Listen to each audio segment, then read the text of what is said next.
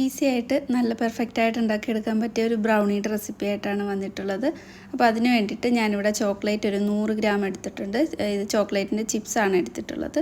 അതിലേക്കൊരു 75 gram butter കൂടി ചേർത്തിട്ട് ഇനി ഇതൊന്ന് മെൽറ്റ് ചെയ്തെടുക്കാം. ഞാൻ മൈക്രോവേവ് ചെയ്താണ് എടുക്കുന്നത്. നിങ്ങൾക്കിത് ഡബിൾ ബോയിൽ ചെയ്തിട്ട് മെൽറ്റാക്കി എടുക്കാം. നന്നായിട്ട് തന്നെ ഒന്ന് മിക്സ് ചെയ്ത് ചോക്ലേറ്റൊക്കെ ഒന്ന് മെൽറ്റായി വരണം.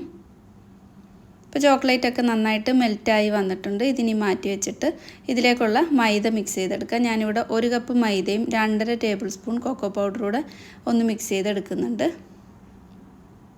ടേസ്റ്റ് ഒന്ന് ബാലൻസ് ആവാനായിട്ട് ഒരു നുള്ളു ഉപ്പ് കൂടി ചേർത്ത് കൊടുത്തിട്ട് ഇത് നന്നായിട്ട് തന്നെ ഒന്ന് മിക്സ് ചെയ്തിട്ട് മാറ്റി വയ്ക്കാം.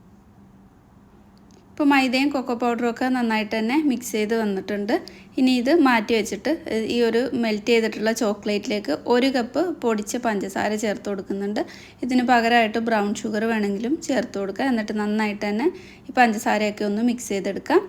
അപ്പോൾ ഇതേപോലെ മിക്സ് ചെയ്തെടുത്തിട്ടുണ്ട്. അതിലേക്ക് 2 മുട്ട ചേർത്ത് കൊടുത്തിട്ടുണ്ട്. റൂം ടെമ്പറേച്ചറിലുള്ള 2 മുട്ടയാണ്. അതിലേക്ക് 1 ടീസ്പൂൺ വാനില എസൻസ് കൂടെ ചേർത്ത് നന്നായിട്ട് തന്നെ മിക്സ് ചെയ്തെടുക്കാം. മുട്ടയും വാനില എസൻസും ഒക്കെ ഈ ഒരു ചോക്ലേറ്റിലും ബട്ടറിലും നന്നായിട്ട് തന്നെ മിക്സ് ചെയ്ത് കിട്ടണം. അപ്പോൾ ഇത് മിക്സ് ചെയ്ത് വന്നപ്പോൾ ഇതേപോലെ നല്ല സ്മൂത്തായിട്ടുള്ള ഒരു ബാറ്ററായിട്ട് വന്നിട്ടുണ്ട്. അതിലേക്ക് മൈദയും കൊക്കോ പൗഡറോട് മിക്സ് ചെയ്ത് വെച്ചിട്ടുള്ളത് ചേർത്ത് കൊടുത്തിട്ട് നന്നായിട്ട് തന്നെ ഫോൾഡ് ചെയ്തെടുക്കാം. ഇത് ഫോൾഡ് ചെയ്തെടുക്കുന്ന സമയത്ത് വെള്ളം കുറവായിട്ട് തോന്നും എന്ന് കരുതിയിട്ട് ഇതിലേക്ക് പാലും ഒന്നും ചേർത്ത് കൊടുക്കരുത്. നന്നായിട്ട് തന്നെ മിക്സ് ചെയ്തെടുത്താൽ മതി. നല്ല തിക്കായിട്ടുള്ളൊരു ബാറ്ററാണ് വേണ്ടത്.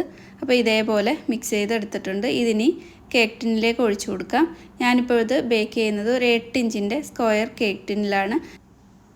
കേക്ക് ടിന്നിൻ്റെ സൈഡിലും താഴെയൊക്കെ നന്നായിട്ട് എണ്ണ ബ്രഷ് ചെയ്ത് കൊടുത്തിട്ട് ബട്ടർ പേപ്പറും ഇട്ട് കൊടുത്തിട്ടുണ്ട്. ഈ ഒരു ബ്രൗണിയുടെ ബാറ്റർ ഒഴിച്ചു കൊടുത്തിട്ടുണ്ട്. ഇതേപോലെ നല്ല തിക്കായിട്ടുള്ള ബാറ്ററാണ് വേണ്ടത്.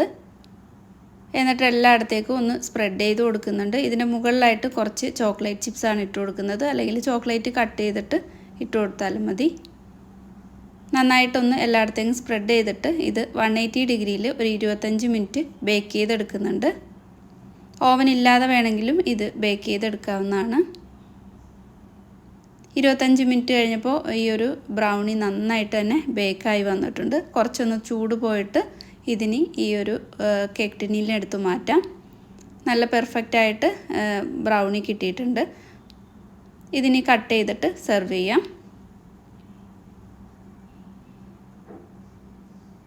വനില ഐസ്ക്രീമിൻ്റെ കൂടാണ് ഞാനിത് സെർവ് ചെയ്യുന്നത്.